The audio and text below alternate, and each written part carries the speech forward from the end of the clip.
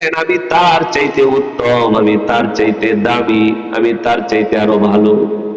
কই কেমনে যুক্তি হলো? খলাকতানি মিন নার, আপনি আমারে আগুন দিয়ে বানাইছেন, ওয়া খলাকতাহু মিন তিন, আর তারে তো মাটিতে বানাইছেন। আমারে আগুন দিয়ে বানাইছেন আর তারে কি মাটি দিয়ে বানাইছেন। তাহলে আগুনে, মাটির চেয়ে আগুন শক্তিশালী, ক্ষমতাবান। তা আমি যদি তারে সেজদা করি তাহলে তো আমার প্রেস্টিজে লাগে। অথচ এটা চিন্তা করার উচিত ছিল যে আমার রবের হুকুমের সামনে আমি আমার মাখলুকের কোনো প্রেস্টিজ থাকতে পারে না। আল্লাহর সামনে যুক্তি দাঁড় করাইছে, এটারে গ্রামের ভাষায় করতে না বেচাইছে, মানে নিজের ভুলটারে ভুল মানতে রাজি না। রাস্তা দিয়ে যাইতেছে, পরে এক সাইকেল দিয়ে আরেক সাইকেলের লোকে লাগিয়ে বসছে আর কি। দোষটা সম্পূর্ণ হ্যাঁ হ্যাঁ পাল দেন আনবে কইতাছে, হ্যাঁ সাহেল দৌড়ে তার উস্তারু ডাইলে কেড়ে তোর বাড়ি কই, এই সেই আবি যাবি কোয়া, মানে নিজের দোষটা এর গাড়ে চাপাইতেছে আর কি।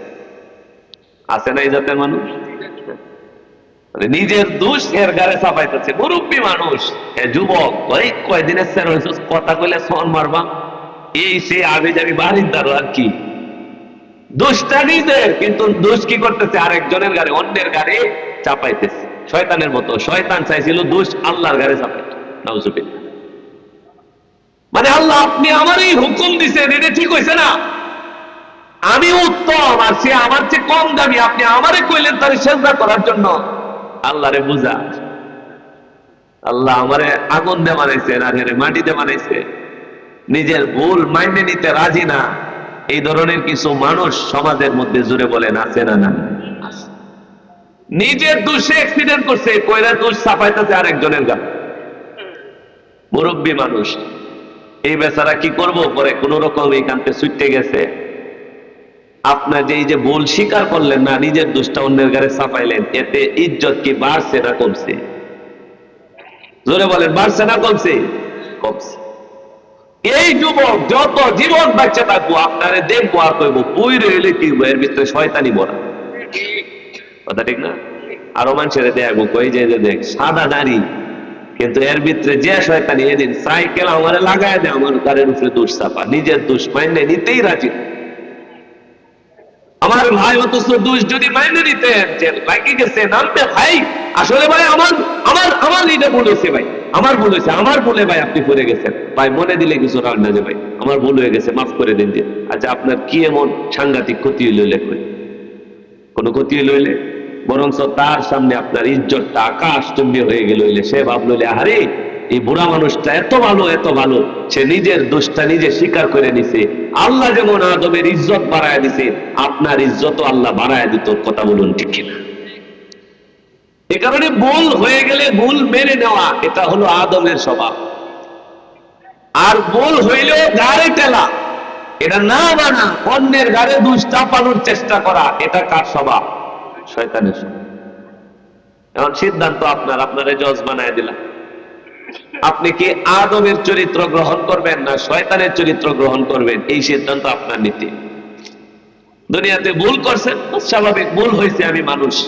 আল্লাহর কাছে যদি মাফ চাইলাম, তাহলে আপনি আদমের চরিত্র নিলেন, নবীগণের চরিত্র নিলেন। আর যদি গাড়ে টেলেন, নিজের দোষ স্বীকার করতে রাজি না হন, এদের বাহানা খুঁজেন নিজের ঘর থেকে দোষটা দূর করার জন্য, তাইলে আপনি যার উত্তরসূরি হলেন, জোরে বলেন সেই নর আদম, তার নাম কি? ইবলিস, শয়তান। আমার ভাই ও দোস্ত বুজুর্গ, কোন কারণে ভুল হয়ে গেলে এটা স্বীকার করে নেওয়া, এটা নবী রাসূলের আখলাক। একজন জলিলুল কদর নবী এবং রাসূল ছিলেন, যার নাম হযরত মূসা আলাইহিস সালাতু ওয়াস সালাম। নামটা কি? হযরত মূসা আলাইহিস। উনি খুব পাহলুয়ান মানুষ ছিল, যুবক একেবারে, উনার শরীরে টকবগে যুবক, শক্তি অনেক ছিল অন্যান্য মানুষের চেয়ে। নবী রাসূলদের শরীরে সাধারণত শক্তি এগুলা বেশি থাকে। আর হযরত মূসা আলাইহিস সালাতু ওয়াস সালাম, উনার রাগও বেশি ছিল, শক্তিও বেশি। তো পবিত্র কোরআনের মধ্যে আসছে, একদিন হযরত মূসা আলাইহিস সালাতু ওয়াস সালাম শহরের মধ্যে ঢুকছেন এমন সময় যে শহরটা নীরব, মানুষেরা ঘুমাইতেছে। এটা হয়তো দুপুর বেলা হবে, না হয় রাত্রে। আল্লাহ কোরআনে বলছেন, ওয়াদাখালাল মাদিনাতা আলা হিনি গাফলাতিন মিন আহলিহা فوجد فيها رجلين يقتتلان هذا من شيعته وهذا من عدوه فاستغاثه الذي من شيعته على الذي من عدوه فوكزه موسى فقضى عليه قال هذا من عمل الشيطان হযরত মুসা শহরে ঢুকছে, ঢুকার পরে দেখে কাণ্ড, দুই লোকে ঝগড়া লাগছে। দুইজনে কি লাগছে? ঝগড়া লাগছে, কার্য হচ্ছে। একজন হলো হযরত মুসা আলাইহিস সালাতু ওয়াস সালামের বংশ, বনি ইসরাইলের লোক, আর একজন হলো ফেরাউনের বংশ, কিপ্তি সম্প্রদায়ের লোক। মিশরের মধ্যে বনি ইসরাইলকে ফেরাউন সবসময় সাফায় রাখত, মানে এদের উপরে জুলুম করতো, নির্যাতন করতো, কোনো চাকরি বাকরি দিত না, ভালো কোনো জায়গাতে এদেরকে উড়াল লাগিয়ে দিত না। আর কিপ্তি সম্প্রদায়ের সবসময় ভালো অবস্থানে রাখতো, পুলিশ বানাইতো, নেটো বাহিনী বানাইতো, চাকরি দিত, ব্যবসায়ী বানাইতো, ভালো অবস্থানে রাখতো। আর হেরা রেখালি সবসময় অত্যাচার নির্যাতনের মধ্যে। তো হযরত মুসা আলাইহিস সালাতু ওয়াস সালাম যখন দেখলেন দুইজন লোক ঝগড়া লাগছে, আর উনি যখন কাছে আসছে, আর ওনার বংশের লোকটা যখন পয়গাম্বর হযরত মুসাকে দেখছে, দেখার পরে এর সাহস বাইরে গেছে। পক্ষের লোক পাইছে, যে বাড়ির লোক পাইছে, বাড়ির লোক যখন পা তখন দেখবেন কাজে লাগলে পরে এর সাহস বাইরে যা, জাজুর হরে টুসি মাত্র, কারণ পিছনে কি আছে? বাড়ির লোক আছে। হযরত মুসা আলাইহিস সালাতু ওয়াস সালামকে দেখার পরে এই লোকটা দৌড়ে আইছে, আয় কইতাছে, ও মুসা দেখো, সে আমার সাথে অন্যায় ভাবে ঝগড়া করতেছে। এই কারণে আমার উপর অন্যায় ভাবে চাপায়া পড়ছে, আমি তার সাথে ঝগড়া করতে রাজি না, কিন্তু সে অন্যায় ভাবে আমার উপর কি করতেছে? ঝগড়া করতেছে। হযরত মুসা আলাইহিস সালাতু ওয়াস সালামের মাথা দুঃখছে, খুব রাগ। এদিক দিয়ে আরেক মাহফিল নাকি? কি অবস্থা? পিছনে কেউ কথা বলেন, আপনারা বুঝতেছেন? হযরত মুসা আলাইহিস সালাতু ওয়াস সালামের মাথায় রাগ উঠছে। এমনিতেই আমার বনি ইসরাইল বংশের লোকগুলারে এই ফেরাউন সবসময় দাবায় রাখে, সবসময় চাপায় রাখে, অত্যাচার নির্যাতন করে, আবার তোমরাও এরা লোকে কাজে লাগবা অন্যায় ভাবে, তো এইটা ঠিক না। এই কারণে উনি রাগের মাথায় চাইছিল যে এটারে সমাধান করে দিত, আর কি কাজটা ভাঙ্গে দিত। এই যে দুই ছেলে কাজে লাগলে মুরব্বী, একটারে 3 তাপ্পর আর একটারে 1 তাপ্পর, দেখো যা শয়তানের দলগল, আর এটা করিস না, তুই তোর বাইর যা, তুই তোর বাইর যা, এবার ভাঙ্গে দে না। হযরত মুসা আলাইহিস সালাতু ওয়াস সালাম গেছেন, ভাঙ্গে দিত। ফাওয়াকাযাহু মুসা, মানে মুসা আলাইহিস সালাতু ওয়াস সালাম এই বেড়াটারে একটা ঘুষি দিছে। এটা কি দিছে? ঘুষি দিছে। ইচ্ছা ছিল কাজে কি করা? মুলতবি করা, ভাঙ্গে দেওয়া, মীমাংসা করে দেওয়া। এই ঘুষি দেওয়ার পরে ফাকাদা আলাই, ঘটনা ঘটে গেছে, হ্যাঁ ফইরে আপরে চিত্ত হয়ে মরে গেছে। কয়টা ঘুষি গেছে? একটা আছে। চিন্তা দিলে যেই বেড়াটা ঘুষি দিছে তার শরীরে কি পরিমাণ শক্তি আল্লাহ দিছিল। একটা ঘুষি দেওয়ার পরে এই লোকটা মারা গেছে। হযরত মুসা আলাইহিস সালাতু ওয়াস সালাম চিন্তা করতেছে, আহারি আমার তো উদ্দেশ্য এমন আছে, এই লোকটার যে মারা গেল আমার ঘুষি খায়া, এটা তো আমার জন্য ঠিক হয়েছে না, আমার এমন কাজ, এটা ঠিক না। উনি সাথে সাথে আল্লাহ তাআলার কাছে নিজের ভুল স্বীকার করে বলতেছে, আল্লাহ এই যে কাজটা আমার দ্বারা হয়েছে এটা আমার কাজ না, এটা শয়তানের কাজ হয়ে গেছে। একজন জলিলুল কদর পয়গাম্বর কিছুদিন পরে নবুয়ত পাবে, উনি আল্লাহ তাআলার কাছে স্বীকার করে নিছে যে আল্লাহ এই কাজটা আমার দ্বারা কি সমীচীন হয় না, এটা শয়তানের কাজ হয়ে গেছে। এরপরে সঙ্গে সঙ্গে আল্লাহ তাআলার কাছে ক্ষমা চাইছেন, রব্বুল আলামিন তুমি আমারে ক্ষমা করো, তুমি যদি ক্ষমা না করো তাহলে কেউ আমারে ক্ষমা করতে পারবে না। আল্লাহ আমার উদ্দেশ্য ছিল ঝগড়াটা মীমাংসা করে দেওয়া, কিন্তু আমার একটা দোষের কারণে লোকটা মারা গেছে। আল্লাহ হয়তো লোকটা অপরাধী হতে পারে, কিন্তু তারে মারার কোনো অধিকার আমার নাই। আল্লাহ আমার এই আচরণের কারণে লোকটা যে মারা গেল, রব্বুল আলামিন আমি জুলুম করে ফেললাম, আল্লাহ তুমি আমারে মাফ করে দাও। এরপরে হযরত মুসা আলাইহিস সালাতু ওয়াস সালাম কিপ্তি সম্প্রদায়ের মানুষ মরে যাওয়ার কারণে ফেরাউনের ভয়ে উনি মিশর ছেড়ে পলায়ন করলেন, মাদিয়ানের মধ্যে চলে গেলেন। দীর্ঘ অনেক বছর পর্যন্ত সেখানে রইলেন। হযরত শুআইব আলাইহিস সালাতু ওয়াস সালামের বাড়িতে কাজ করলেন। হযরত শুআইব নবী নিজের মেয়েকে মূসার সাথে বিবাহ দিলেন। বেশ কয়েক বছর পরে হযরত মূসা আলাইহিস সালাতু ওয়াস সালাম আবার নিজ মাতৃভূমি মিশরের দিকে রওনা দিয়েছেন, ফিরে আসতেছেন। তুর পাহাড়ের নিকটবর্তী জায়গাটায় আসার পরে আল্লাহ পাক রব্বুল আলামিন মূসাকে ডেকে তুর পাহাড়ে নিলেন, ওনারে হিকমত দিলেন, রাসূলদের অন্তর্ভুক্ত বানায় দিলেন। আল্লাহ এরপরে জানায় দিলেন, মূসা যাও যাও ফেরাউনের কাছে আল্লাহর একত্ববাদের দাওয়াত নিয়ে যাও। ফেরাউন বলে সে নাকি মানুষের আসল রব, সে নাকি বড় খোদা। তুমি গিয়া আমার ওয়াহদানিয়া, আমার একত্ববাদের দাওয়াত দাও। হযরত মূসা আলাইহিস সালাতু ওয়াস সালাম আল্লাহ পাক রব্বুল আলামিন যখন বলছে দাওয়াত দিয়ে যাওয়ার জন্য, হযরত মূসা বলে ওয়ায়াদিকু সাদরি ওয়ালা ইয়ানতালিকু লিসানি ফাআরসিল ইলা হারুন। আল্লাহ আমার শরীর সংকুচিত হয়ে যাইতেছে, আমার কলিজা শুকায় যাইতেছে, আল্লাহ আমার জিহ্বার কথা বন্ধ হয়ে যাইতেছে। আল্লাহ আপনি যার কাছে দাওয়াত নিয়ে যাওয়ার জন্য বলতেছেন, আমি যদি তার কাছে যাই তাহলে আমার আগের অপরাধের কারণে সে আমাকে পাকড়াও করে ফেলবে। এই যে লোকটা মারা গেছি, পরে আমি মিশরতে ভাগছিলাম, এখন যদি দাওয়াত নিয়ে এই ফেরাউনের দ্বার হয়ে যায় তাহলে আমার 12টা বাজে। ওয়াদিকু সাদরি, আল্লাহ আমার এই অন্তর, আমার বুক সংকুচিত হয়ে যেতেছে। ওয়ালা ইয়ানতালিকু লিসানি, আমার জিহ্বা কথা বলতে পারতেছে না। ফাআরসিল ইলা হারুন, বলে আপনি আমার সাথে আমার ভাই হারুনকেও পাঠান। ওয়ালাহুম আলাইয়া যামবুম ফাখাফু আন ইয়াকতুলুন, আর আমার উপরে মামলা আছে একটা। এই মামলাকে এই যে মাইরেল ছিল, বলে আমি ভয় করতেছি আমারে যদি ফেরাউন আস্তাফা তাহলে সে আমারে পাওয়া মাত্রই হত্যা করবে।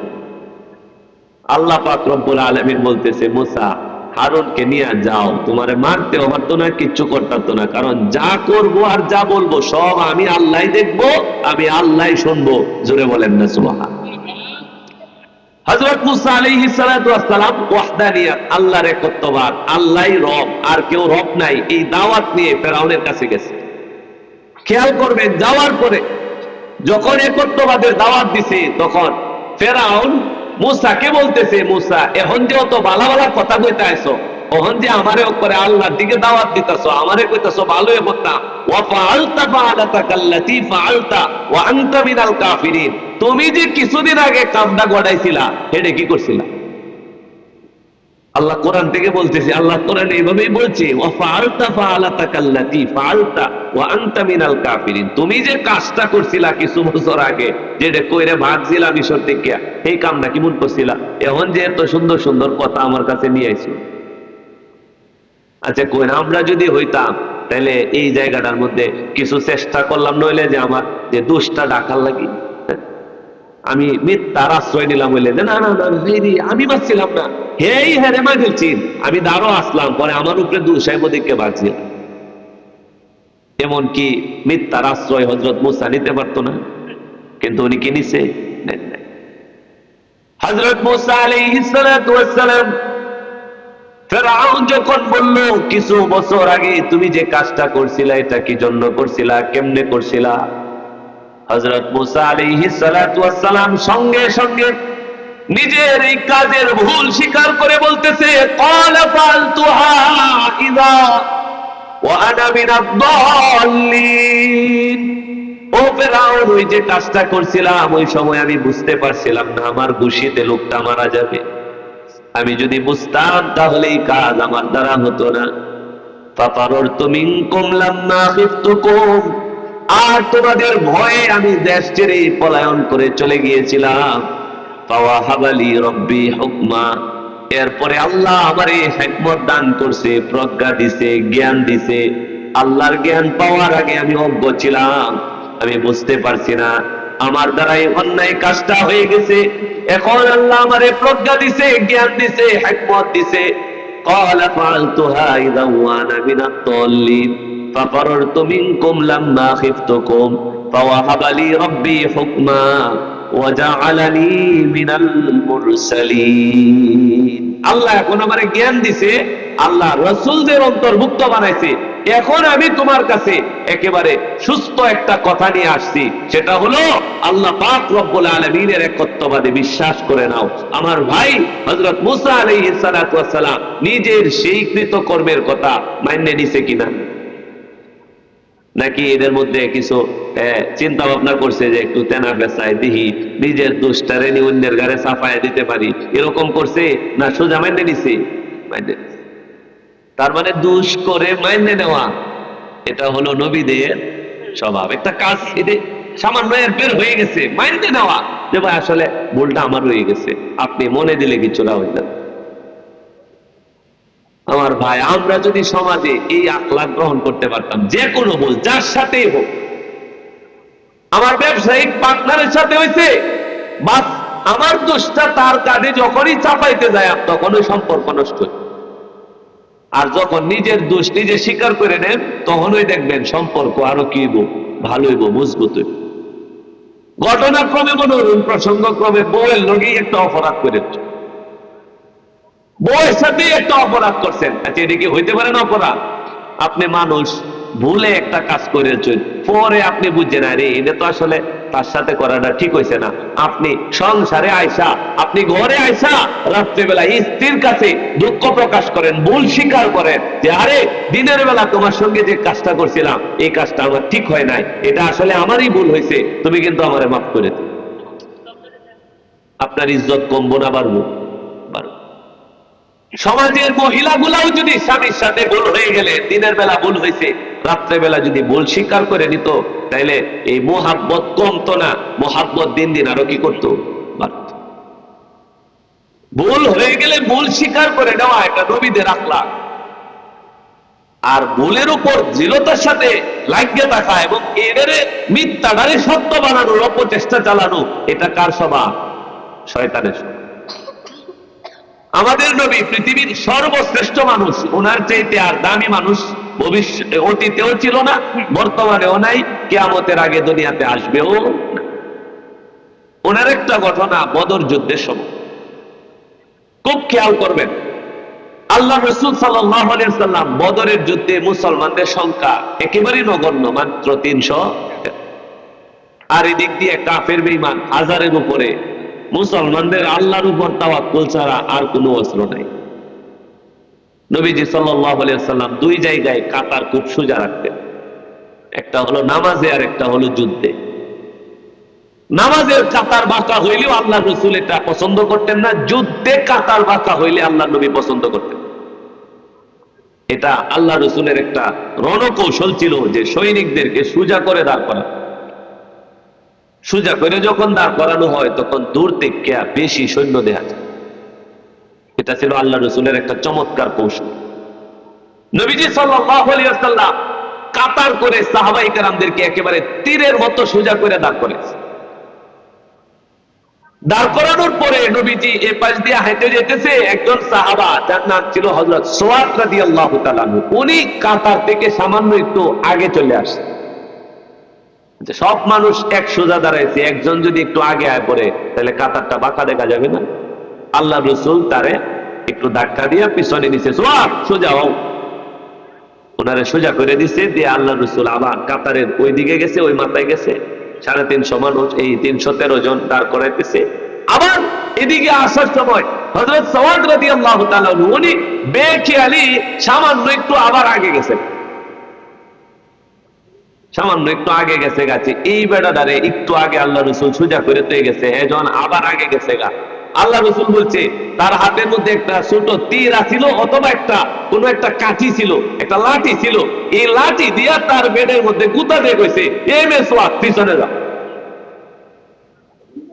আগে শুধু হাতে বলছেন, আর এখন কি করছে, লাঠি দিয়ে একটু কুসা দিছে, অথবা তীর দিয়া একটু পেটের মধ্যে ধাক্কা দিয়ে বলছে, এই মেয়ে একটু পিছে যাও। হযরত সুয়াদ রাদিয়াল্লাহু তাআলা আনহু সাথে সাথে আল্লাহ রাসূলকে বলছে, ওগো আল্লাহর নবী, আপনি দুনিয়াতে আসছেন ইনসাফ কায়েম করার জন্য।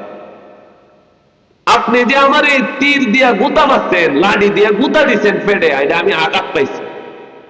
এ কারণে আমি চাই এটার বদলা নেওয়ার জন্য, এটার কেসাস নেওয়ার জন্য আপনি আমারে বদলা নেওয়ার সুযোগ দিন। আচ্ছা, এই যে সৈনিকটারে সেনাপতি আল্লাহ রসুল আস্তে করে ফেডের মধ্যে একটু ধাক্কা দেয়া, হেবে একটু পিছিয়ে যাও, এটা কি আল্লাহ রসুলের ভুল হয়েছে? এটা কি অপরাধ হয়েছে? এটা কি অন্যায় হয়েছে? কোনো অন্যায় না, ভুল না, অপরাধ না, কিন্তু একজন সাহাবার মনের মধ্যে জিনিসটা দাগ কাটছে, তার দিলে কষ্ট লাগছে, রসুল মনে করছে এটাই সত্য। আল্লাহ রসুল বলছে ঠিক আছে, তাইলে তুমি এক কাজ করো, তুমি আমার কে কেসাস নাও, এই নাও তীর, আমি যেভাবে তোমারে গুতা দিছি তুমি এইভাবে আমার একটা গুতা দিয়ে প্রতিশোধ নাও। সুবহানাল্লাহ। এমন নেতা যদি পাইতাম তাইলে শান্তির লাগে আগ করে চায় তাও লাগলো, বলে শান্তি ওই বড় আয় ঢুকলো। কথা ঠিক না?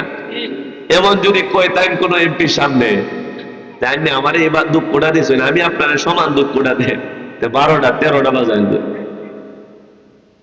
অথচ আল্লাহ রাসূল সাল্লাল্লাহু আলাইহি ওয়াসাল্লাম বলতেছে, নাও তুমি প্রতিশোধ দিয়া, কেসাস নাও, নিয়া তুমি আমারে আমার এই দায় থেকে উদ্ধার করো। আমার ভাই, আল্লাহ রাসূল সাল্লাল্লাহু আলাইহি ওয়াসাল্লাম নবীর সাহাবা হযরত সাওয়াদ রাদিয়াল্লাহু তাআলা আনহুকে অনুমতি দিলেন, নাও তুমি প্রতিশোধ গ্রহণ করো, কেসাস নাও, আমি যেইভাবে তোমারে ব্যথা দিলাম তুমিও সেইভাবে আমারে ব্যথা দিয়া তোমার প্রতিশোধটুকু তুমি আদায় করে নাও। হযরত সাওয়াদ রাদিয়াল্লাহু তাআলা আনহু বলে, ওগো আল্লাহর নবী, আপনি যখন আমারে আঘাত করছিলেন তখন আমার পেটের উপরে কোনো কাপড় ছিল না। ওগো আল্লাহর নবী, আপনার পেটের উপরে তো কাপড় দিয়ে ঢাকা। নবী, এইভাবে যদি আমি আপনারে আঘাত করি তাহলে কেসাস সমানে সমান হবে না, প্রতিশোধ দেওয়া হবে না। ওগো আল্লাহর নবী, ইনসাফ হবে না। নবী, আপনি আপনার পেটের উপর থেকে কাপড়টা সরায় দিন। আল্লাহ রাসূল সঙ্গে সঙ্গে তার পেটের উপর থেকে কাপড়টা সরায়া এরপরে সাওয়াদকে বললেন, রে সাওয়াদ, তাড়াতাড়ি তোর প্রতিশোধকারী উঠায়া আমারে দায় মুক্ত কর। তোর কষ্ট লাগছে, আমি যেইভাবে তোরে আঘাত করলাম তুইও সেইভাবে আমারে আঘাত কর। আমার ভাইয়ের, আল্লাহ রাসূল যখন তার এই পরিমাণ অনুমতি দিয়ে দিলেন, হযরত সাওয়াদ রাদিয়াল্লাহু তাআলা আনহু তীর দিয়ে আল্লাহ রাসূলের শরীর মোবারকের মধ্যে আঘাত করবে দূরের কথা, উনি উনার চেহারার এই পাশ ওই পাশ আল্লাহ নবীর শরীর মোবারকের সঙ্গে মর্দন করা আরম্ভ করছে। আল্লাহ রাসূল ডাক দিয়ে বলে, কিরে সাওয়াদ, প্রতিশোধ দেওয়ার কথা তুই এইভাবে তোর চেহারা আমার এই গায়ের সঙ্গে কেন তুই এইভাবে মিশাইতেছিস, কেন লাগাইছিস? আল্লাহ নবীর সাহাবা হযরত সাওয়াদ রাদিয়াল্লাহু তাআলা আনহু বলে, নবী গো, আপনি যুদ্ধের জন্য কাতার সোজা করাইতেছেন, একটু পরেই 1000-এর উপরে বাহিনীর সঙ্গে যারা অস্ত্রে সজ্জিত, যাদের কাছে দুনিয়ার আধুনিক কোন অস্ত্রের অভাব নাই, ওগো আল্লাহর নবী, আমরা নিরস্ত্র বাহিনী আল্লাহর উপর ভরসা করে তাদের সঙ্গে যুদ্ধে লিপ্ত হয়ে যাব। নবী গো, না জানি একটু পরে দুনিয়া থেকে চলে যাওয়া লাগবে। ওগো আল্লাহর নবী, আপনার সান্নিধ্য চিরতরে আমাদের ছেড়ে দেওয়া লাগবে। আমি ভাবছিলাম অন্তত মৃত্যুর আগে যদি নবীর দেহ মুবারকের সঙ্গে আমার দেহটারে লাগাইতে পারতাম, আল্লাহর রাসূলের শরীরের সঙ্গে আমার শরীরটারে যদি আমি মিলাইতে পারতাম।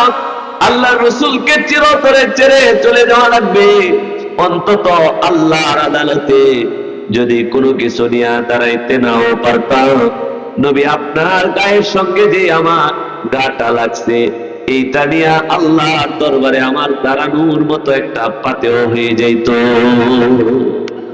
নবী উসিলা খুঁজতেছিলাম, পাইতেছি না, কেমনে করি কাজটা? আপনি যখন তীর দিয়ে আমার কাঁথা সোজা করাইছে, আমি সুযোগ বুঝে নিছি, আমি ভাবছি এইটাই আমার জন্য সবচেয়ে বড় সুযোগ। এই কারণে রাসূল কেসাসের উসিলা দইরা আমি আপনার গায়ের সাথে আমার চেহারাটা একটু মিলায় নিছি। সুবহানাল্লাহ।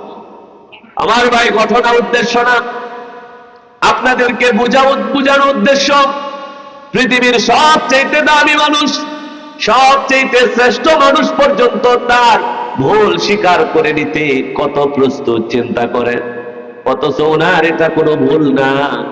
আল্লাহর রাসূল তারে বলতে পারতো, তোমারে তো আমি প্রথমবার কাতার সোজা করায় রাইখা গেছি, আবার কেন সামনে আসলা? এই জন্যই তো তোমারে তীর দিয়া কুচা দিছি, আঘাত করছি। আল্লাহর রাসূল নিজের এই ভুলটাকে ঢাকার জন্য চেষ্টা করে নাই। নবীজি ভাবছে সাহাবার কাছে ভুল মনে হয়েছে তো ভুলই, নবী স্বীকার করে নিছে। আল্লাহর রাসূল দায় কাদের উপর উঠায় নিছে। আমার ভাই, এইভাবে যদি ভুল করার পরে আমরাও দায়গুলি কাদের মধ্যে উঠায় নিতাম, সমাজের মধ্য থেকে বিশৃঙ্খলা দূর হয়ে যেত। কথা বলুন ঠিক কিনা?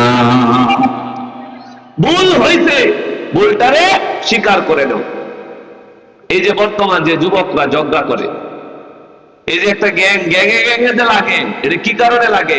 নিজের দোষ অন্যের গায়ে চাপানোর জন্য চেষ্টা করে। দোষ তার, অথচ সে দোষ মাইনে নিতে রাজি না।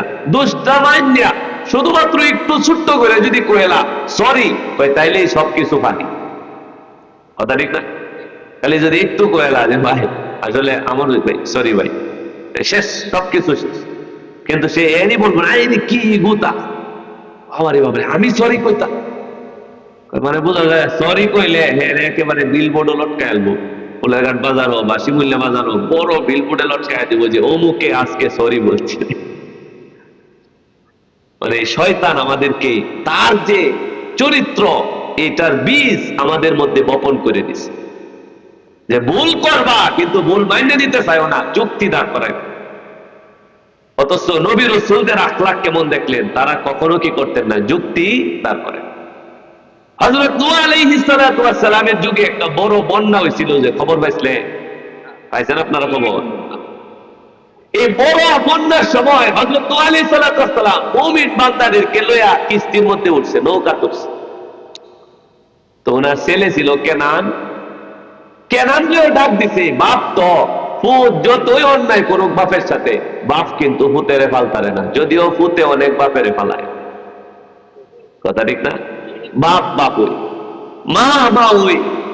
এদের মতো আর একটা জিনিস দুনিয়াতে বানানোর মতো নাই, সব বানান যা, কিন্তু বাপ মা আর কি বানানোর সুযোগ নেই। হাজার অন্যায় করে সন্তান বাবার সাথে, বাবা এমন অবস্থা দেখা যে মনে ত্যায্য করে নেব, কিন্তু না, পরে দেখা যায় এই সন্তান রে সে সন্তান বললে আরেকবার আদর করে বুকে জড়ায় আনে। কথা ঠিক কিনা? মা, এই ছোট শব্দ পৃথিবীর মনে হয় এর চেয়ে ছোট শব্দের আর সম্পর্ক হয় না। যে ছোট শব্দ হলো কি? মা।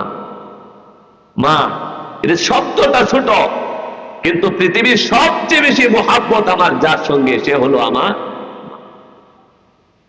আপনি কুষ্ঠরোগী হয়ে গেলে সবাই আপনারে পালায় দিতে পারে, কিন্তু মা কোনোদিন সন্তান রে পালাইতে পারত না। এই জড়ায় দূরে দূরে বয়ে থাকবো, কি হইব না হইব লাভ নাই। যে করোনা, করোনা ও মারে হারাইতে পারছে না, কিন্তু দুনিয়ার অনেক সন্তান রে মা বাবা থেকে আলাদা করে দিছে। কথা ঠিক কিনা?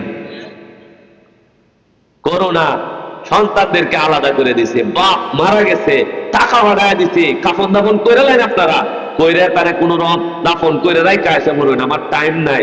আসলে টাইম আছে, ডরে আইতো পারতেছে না। যদি আব্বাতে পরে আমারে ধরে লা, কথা ঠিক না? কাল লাগি আপনি চিন্তা ভাবনা করে সুদ টিকাইতেছ, সুদ ঘুষ কাল লাগি, যে ডরে আপনার জানাজাটা পর্যন্ত করতে আসছে না। এমন ঘটনা গত করোনাতে আপনারা শুনছেন কি শুনছেন না? শুনছেন।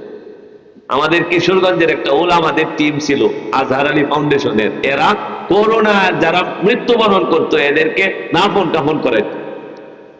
এরা নিজেরা বলছে এই ঘটনা, কর্মীটোলা হসপিটালে মারা গেছে, পরে সন্তানে ফোন দিয়া টাকা পাঠায় দিছে, আপনারা ব্যবস্থা কইরা এরে দাফন কাফনের কাজ শেষ করে লাগে। আমার আসতাম না। অথচ কি বাবা মা পড়ে রয়েছে মারা গিয়া হসপিটালের বেডের মধ্যে, নেওয়ার জন্য সন্তানেরা আসে না, খোদার কসম। কিন্তু কোন সন্তান মারা গেছে আর মা যদি জীবিত থাকতো, মা করোনারে ভয় করতো না, মা চিন্তা করতো আমার যাই হওয়ার হবে, কিন্তু সন্তানরে অন্তত একবার বুকের সাথে জড়ায় বিদায় দিব। কথা বলুন ঠিক কিনা? আমার বাইরে এই সম্পর্কগুলোর নাম হলো মা এবং বাবা। এদের মতো সম্পর্ক পৃথিবীর মধ্যে আর নতুন করে বানানোর কোনো সুযোগ নাই। নিঃস্বার্থ ভালোবাসা শুধু মার বাবার কাছ থেকেই পাওয়া যায়। অন্য সমস্ত ভালোবাসার মধ্যে দুনিয়াবি স্বার্থ খুঁজে পাওয়া যায়। কথা বলুন ঠিক কিনা?